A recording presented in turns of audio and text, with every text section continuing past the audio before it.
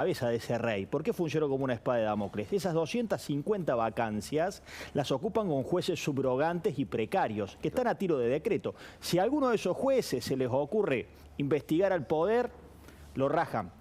Lo otro que funciona como una espada de Damocles en el Consejo de Magistratura es el juzgamiento. Deberían ser sanciones disciplinarias que duran 1 año. ¿Sabes cuánto duran, Alfredo? 3 años. Entonces le meten una denuncia a un juez y lo tienen ahí cajoneado. Claro. Si se le ocurre investigar al poder, avanza la sanción o no. Ese es el funcionamiento del Consejo de la Magistratura que quiere el kirchnerismo. Por eso redujo su número, por eso superó su número político, el número técnico. 2 cuestiones más. El fallo de la Corte, hay que decirlo, es un fallo que recupera orden democrático. Porque lo que se visualizó como un juego, y a algunos, a mí propios y extraños, generalmente viene esta discusión, qué picardía la de Cristina. Sí, no claro. Son picardías. Es muy sencillo. La ley previó que haya representantes en el Consejo de la Magistratura de la primer minoría y de la segunda minoría. Ella con la primer minoría la dividió en 2 porque aritméticamente se arrogó la representación de esa segunda minoría. Hay que entender que la primera y segunda minoría no son senadores, son gente que votó a senadores. Claro. Por eso el fallo de la Corte recupera el orden democrático. Y lo tercero, que es lo más grave, que es lo que ustedes mencionan, al margen de que comparto con Luis, que es fulbito para la tribuna, que es un poco compartirlo con lo que dice Silvia, que no va a prosperar, nos detengamos un segundo a pensar. Es extremadamente grave. El kirchnerismo está dispuesto incluso a que la discusión política en la Argentina esté al margen del Estado de Derecho. Por eso es muy importante muchas veces el comportamiento de la oposición. Nosotros incluso muchas veces hemos sido juzgados por intentar permanentemente llevar las discusiones de la política al plano de la institucionalidad, porque ellos ganan cuando se va del plano de la institucionalidad. La gravedad de que todo el Poder Ejecutivo desafíe abiertamente un fallo tan elemental, tan claro, ante un planteo judicial que hace el máximo Tribunal de Justicia de Argentina, es de gravedad prácticamente inusitada y nos tiene que alertar a todos. 2 cosas. Primero, es absolutamente claro que el objetivo de ellos es generar esa situación de temor hacia los jueces, primera de las decisiones. Pero el otro tema es que desde el punto de vista conceptual, es cierto que juegan siempre por afuera del reglamento y que en ese lugar finalmente tratan de imponer sus ideas y que este fallo de la Corte les da, digamos, les pone un límite a esa gravedad institucional. Ahora, voy a lo cultural y a la sociedad y le pregunto a los dos. Es verdad que muchísima gente, no solamente el kirchnerismo, celebró eso como un verdadero gol, una picardía, un gol con la mano, la inteligencia, la astucia de Cristina para hacer esa trampa. Es tremendo que todavía la idea de hacer trampa sea celebrada por un sector de la población. Y el otro tema es que en su momento, y esto lo digo no para chicana, sino para que también lo analicen, yo he escuchado, discúlpenme, gente de Juntos por el Cambio, que lo quería desalentar a Luis Juez, diciéndole, che, Luis, pará, ya está, ya se decidió. Digamos, no hay que judicializar la política, decían algunos de Juntos por el Cambio, off the record, por supuesto. Me parece que me gustaría la opinión de ambas cosas, de esa sociedad que celebra como si fuera una picardía, una trampa, y de un sector de la oposición que casi resignados al triunfo de Cristina de esa picardía le decía que no avanzara con la denuncia ante la Corte Suprema. ¿Qué dice usted, diputada? Bueno, que sentí lo mismo cuando sucedió esto, ¿no? Que había gente que creía y de hecho nos decían, ¿y ustedes no pueden hacer lo mismo? ¿No hay una trampa similar claro. para hacer? Y esto es parte, hay que decirlo, digamos, de una sociedad argentina que en muchas cosas, y también porque lo ve en la dirigencia, va perdiendo esos valores donde hay que hacer las cosas que están bien, aunque a veces te toque perder, ¿no? Y me parece que esto es una de las cosas para resaltar. Y respecto a lo de discutirlo, bueno, nosotros en el Frente Pro fuimos a la justicia acompañando a Luis Juez, el presidente del bloque Humberto Schiavone es uno de los autores de la demanda que llegó a la Corte para conseguir este amparo que se resolvió en el día de hoy. Pero lo más importante es que nosotros tenemos que confiar en la justicia y tenemos en ese sentido que sostener y no permitir que crezca este discurso, este relato macabro del lawfare, porque lo que quieren es que no confiemos en la justicia. Ellos están construyendo la ilegitimidad de las instituciones democráticas, del Congreso, de la justicia, porque cuando la gente deja de creer, bueno, entonces ellos reinan. Así que me parece muy importante. Hoy la Corte se volvió a erigir en ese último bastión de defensa de la Constitución Nacional, como lo fue en otras veces, porque cuando sacaron la ley de democratización de la justicia, que era una barbaridad constitucional, también estuvo la Corte ahí presente, y cuando hay otros avances contra la propiedad, como en su momento vimos con Vicentín, ¿qué decíamos? Miren, si ustedes avanzan con esta locura, en algún momento esto llega a la Corte y va a ser reventido. Bueno, esta es la importancia de la Corte, por eso nosotros somos tan enfáticos en que hay que cuidar la justicia independiente, porque la verdad es que el resto de nuestros derechos dependen de eso. Le pregunto ahora lo mismo al diputado de Loredo y ahora vamos a pasar a otro tema, pero recuerdo lo que estamos conversando. Un sector del kirchnerismo y del no kirchnerismo celebrando una presunta picardía cuando era claramente una trampa, un ardid, como dice la Corte en su fallo, y el otro, que algunos sectores de la oposición bueno, decían que resignados, que no había que judicializar la política. ¿Qué opina usted, diputado de Loredo? Bueno, arrancó por lo último. Esto no es judicializar la política. Cuando se dice eso es que hay decisiones que están en poder de los órganos políticos como el Parlamento y que no son judiciables.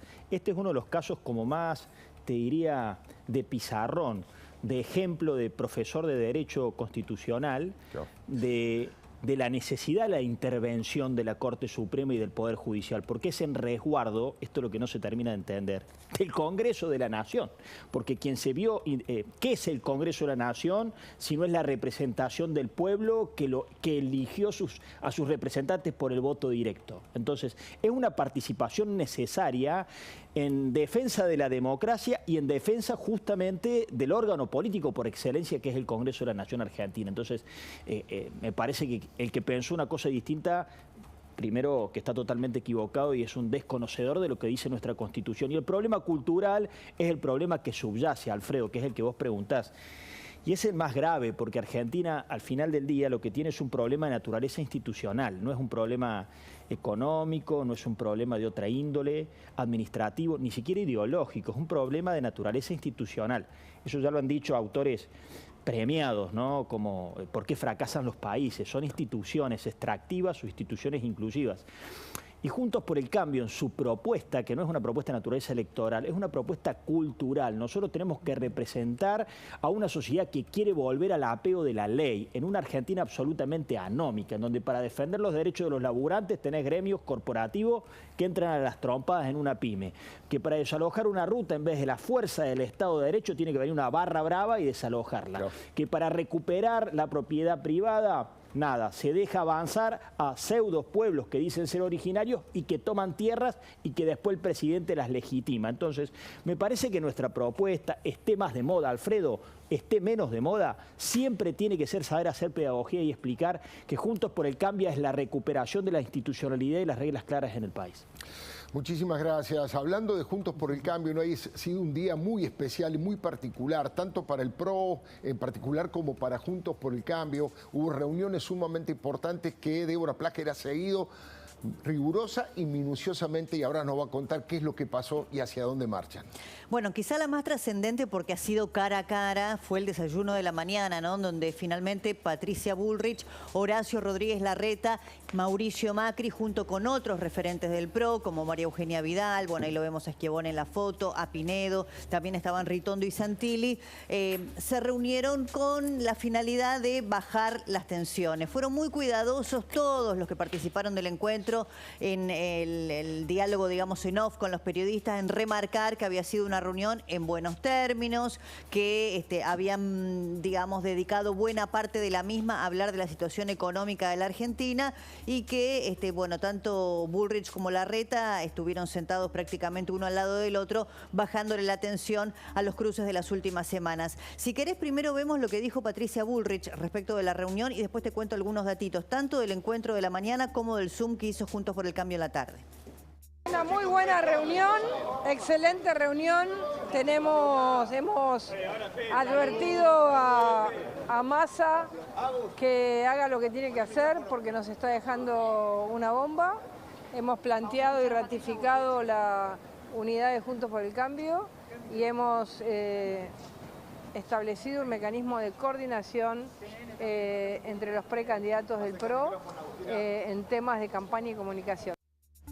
Bueno, cuando hablabas del mecanismo de coordinación, se dijo que, bueno, tanto los voceros, los que trabajan en esa área, desde el lado de Patricia Bullrich, de Rodríguez Larreta, eventualmente también de María Eugenia Vidal, iban a coordinar acciones de aquí en adelante. Entonces le preguntaron a Rodríguez Larreta si el diálogo con Patricia Bullrich era a través de intermediarios y él fue muy claro en decir que no tenía problemas, si tenía algo que hablar con Patricia Bullrich, lo hacía directamente. Lo dijo así.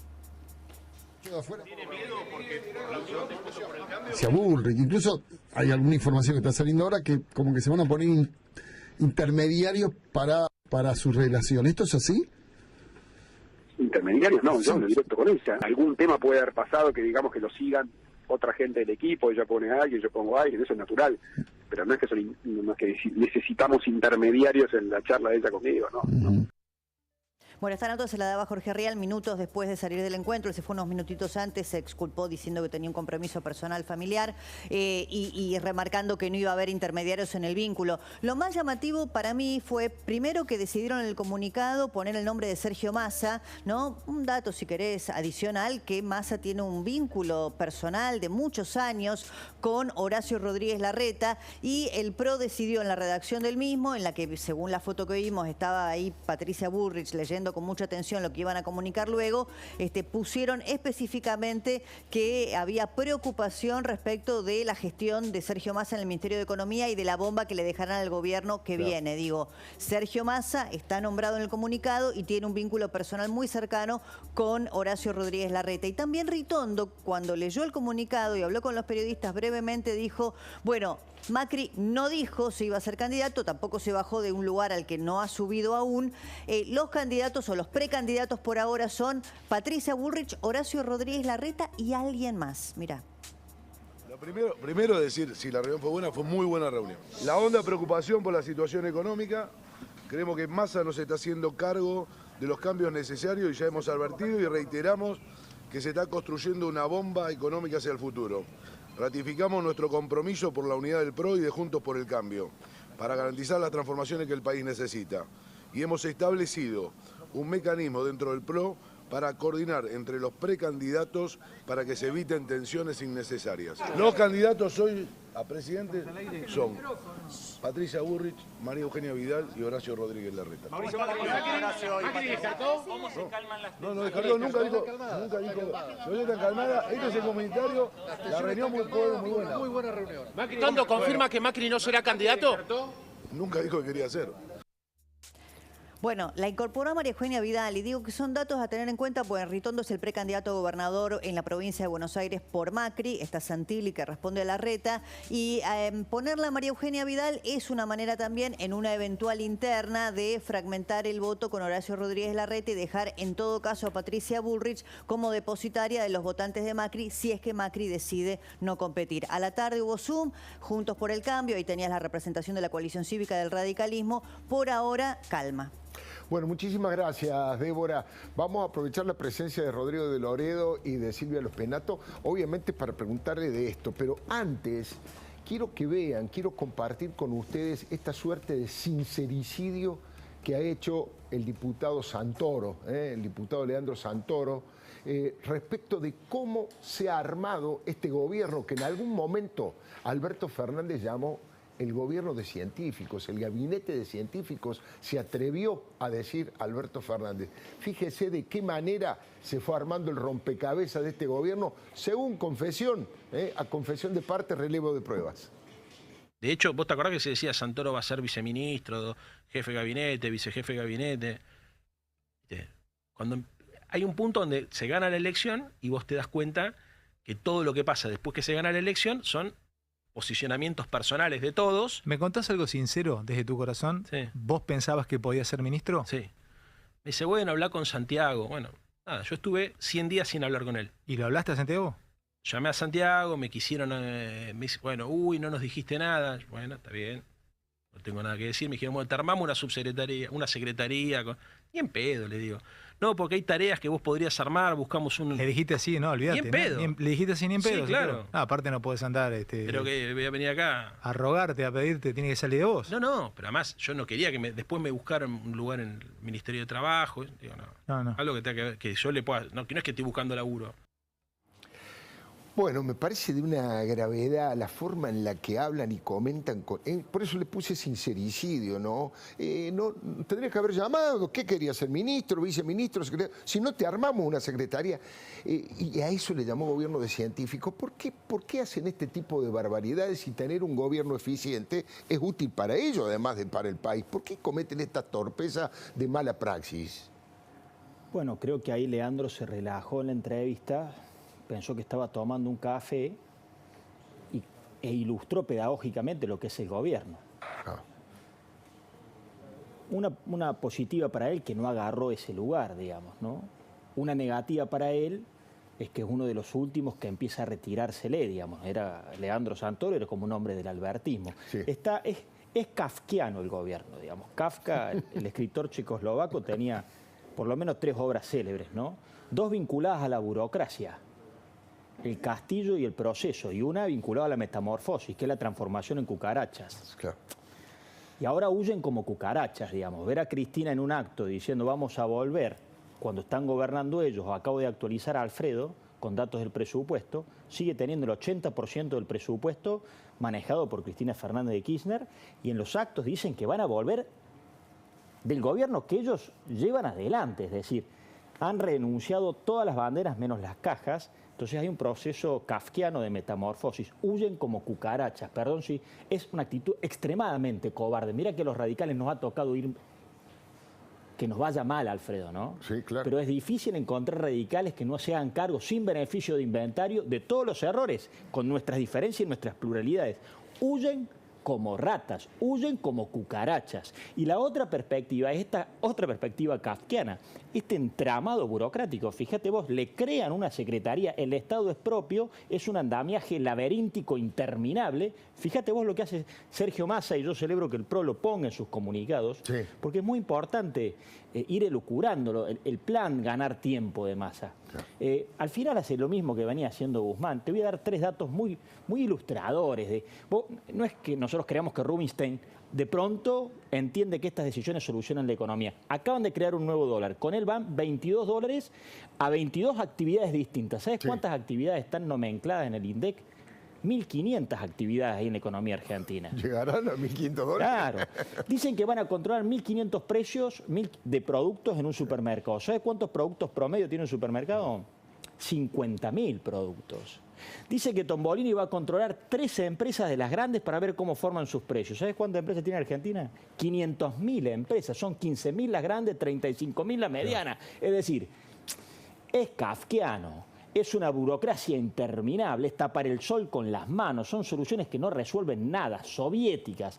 Parte de la caída de la Unión Soviética en los consensos de los filósofos, los economistas y los historiadores dan cuenta de privilegios, corrupción y una burocracia que directamente hacía que no se podía resolver nada. Entonces, lo que tengo para decir de lo de Leandro me parece que en buena hora, que de forma tan brutal y en confianza como quien toma un café, pone en evidencia lo que fue el gobierno. Creaban secretarías para contener cualquier cuestión de aspiración política. Y embajada, por supuesto, una embajada no se le niega a nadie. Diputada. Sí, definitivamente.